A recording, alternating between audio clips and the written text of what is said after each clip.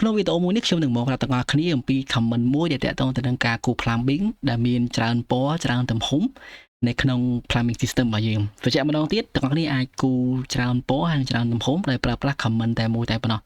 សួស្តីទាំងអស់គ្នាស្វាគមន៍មកកាន់វីដេអូរបស់យើងតាមការសន្យារបស់ខ្ញុំនៅក្នុងថ្ងៃនេះខ្ញុំនឹងប្រាប់ទាំងអស់គ្នាអំពីតាក់ទងទៅនឹងការគូ video ដែលប្រើប្រាស់ comment តែមួយតែប៉ុណ្ណោះកុំឲ្យខាត់ពេលទាំងអស់គ្នាយូរ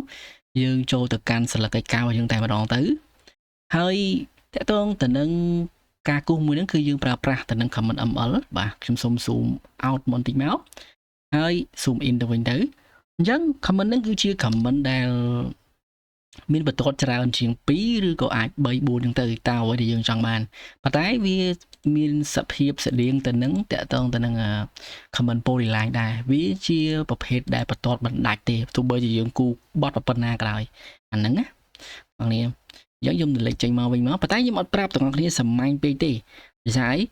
ភាសាដែលយើងដូចតែឃើញដើមពីវីដេអូអញ្ចឹងគឺខ្ញុំប្រើប្រាស់តែតោះតែនឹងវាមានពណ៌វាមានទំហំអីអញ្ចឹង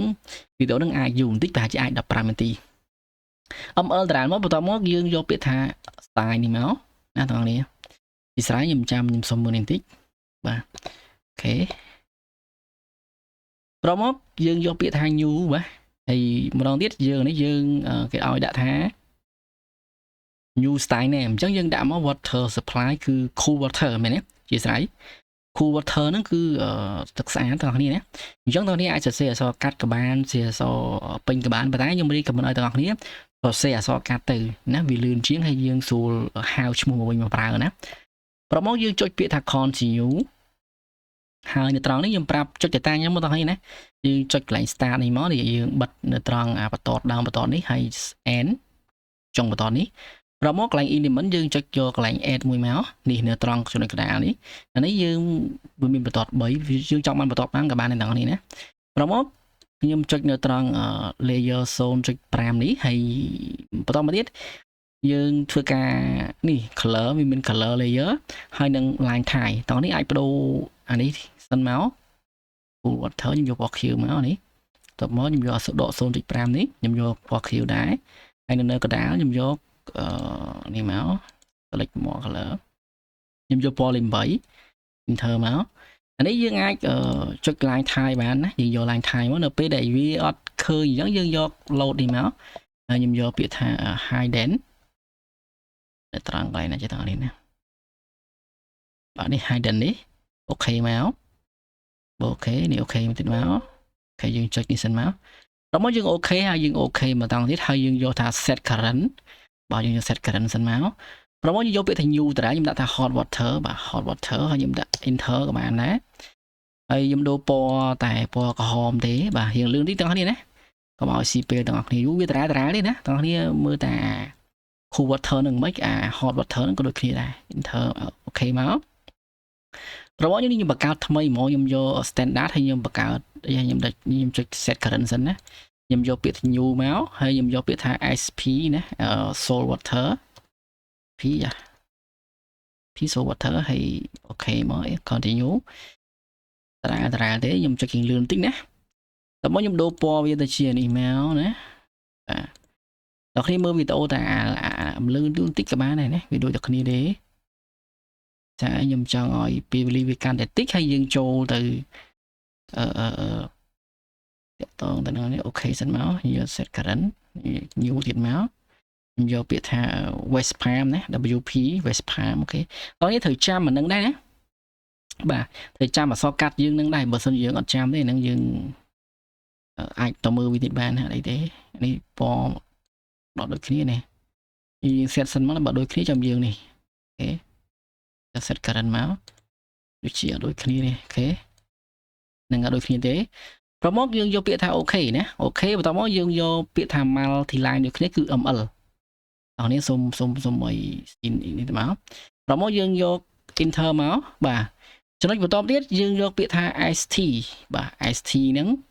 អញ្ចឹងនៅពេលដែល ST ហ្នឹងគេឲ្យដាក់ថា enter multi line style name អញ្ចឹងយើងចង់គូទៅយកប្រភេទអីដូចថាឥឡូវ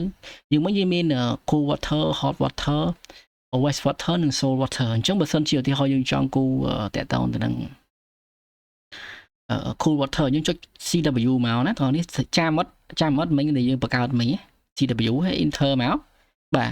បន្តមកទៀតតាក់ទងទៅនឹងមុខកាត់តយោទឹកស្អាតហ្នឹងយើងចង់បានមុខកាត់តយោមែនឧទាហរណ៍យើងចង់បាន20ឬក៏25ឬក៏តាមអ្វីដែលយើងចង់បានឬក៏យើងកណនីអញ្ចឹងមកអញ្ចឹងយើងចុចអក្សរ S ណាអាហ្នឹងគឺទំហំមុខកាត់ណាខ្ញុំយក20មកបាទ enter អញ្ចឹងយើងអាចគូសបានទេបងប្អូនណាយើងអាចគូសបានហើយបាទឃើញទេខ្ញុំ zoom out មកវិញមកអញ្ចឹងយើងអាចគូសបានទេបងប្អូនណាបាទអញ្ចឹងដល់ពេលយើងចង់គូសវាម្ដងទៀតយើងគ្រាន់តែចុច space ឬក៏ enter មកហើយយើងគូសធម្មតាមកណាអាហ្នឹងគឺអូតូហើយវាអត់ទៅជាបញ្ហាអីទេណានេះហ្នឹងឯងបងប្អូនណាបាទអេចឹងឧទាហរណ៍ឥឡូវយើងចង់គូសអីទៀត hot water យើងវាយ ml តាមកហើយយើងវាយពាក្យថា st បាទហើយយើងយកពាក្យថា hot water AW ណា enter ហើយយើងយកមុខកាត់ s មុខកាត់បាន20តាមកយើងយក enter មកព្រោះមិញលេខ20ហ្នឹងណាបាទត្រង់នេះដូចដល់នេះដល់មកយើងយកពាក្យ trial មកយើង enter trial មកយើងយក st ហើយយើងយកពាក្យថា sp បាទហើយយើងយកពាក្យថា110អីមកណាយើងគូកាត់មុខកាត់100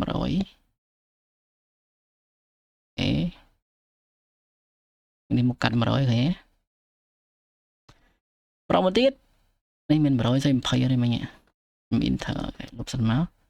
ml st គេតារាងណាបើសិនជាយើងបើន័យថាយើងហៅទីយោនោះហើយយើងមិនញ៉ាយច្រើននេះណាហើយយើងចុច S យកហ្មងណាឧទាហរណ៍ថាឥឡូវមិញយើង style របស់យើងបើន័យថាឥឡូវនេះយើងកំពុងឈរទៅលើ layer មិន layer តាក់ទងទៅនឹងទីយោទឹកកខ្វក់មែនទេទីយោប្រគុណអញ្ចឹងយើងអត់ចាំបាច់ត្រូវចុចអីច្រើនដងទៀតយើងគ្រាន់តែចុចយើងចង់បដូរមកកាន់ទីយោយើងចុចតា ml enter ចុច s enter អញ្ចឹងយើងចង់បដូរដាក់110ឯង enter មកបាទអញ្ចឹងយើងអាចគូបានទេឃើញទេបងប្អូន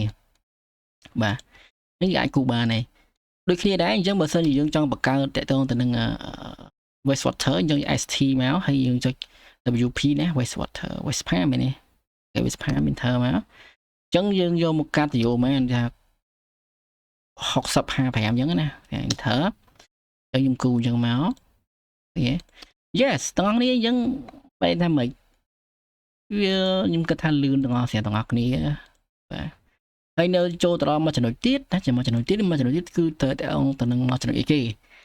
ជាធម្មតាទាំងគ្នានៅពេលទាំងគ្នាគូទៅទីហោខ្ញុំចង់គូអញ្ចេះខ្ញុំចង់ភ្ជាប់ទីហោបើកាលណាយើងភ្ជាប់ឃើញទាំងគ្នាវាភ្ជាប់វាអត់ឲ្យយើងជាប់ត្រង់ចំណុចកណ្ដាលដែលយើងចង់ភ្ជាប់ទេវាបែរទៅជាលោតខុសជួរគ្នាវិញនេះឃើញទេតោះនេះឃើញនៅក្នុងវីដេអូជាក់ស្ដែងឃើញអត់អញ្ចឹងបើសិនជាលក្ខខណ្ឌអញ្ចឹងតើយើងគួរធ្វើយ៉ាងម៉េចលក្ខខណ្ឌបែបហ្នឹងគឺយើងគួរតែជាស្រ័យដល់នេះណាបាទយើងលុបអានេះចោលសិនមកបន្ទាប់មកខ្ញុំចុច ml trial ហើយខ្ញុំចុចតាក់ទងទៅនឹង j ស j ណាបាទស៊ូមទីមកនេះស j ហ្នឹង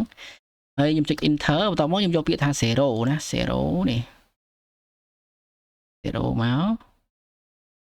j នេះឃើញ0ឯងអញ្ចឹងដល់ពេលយើងគូមកគឺយើងគូចំណុចណាគឺវាដាក់នៅត្រង់ចំណុចហ្នឹងហ្មងឃើញទេណាយើងចង់គូមកឆុងនេះ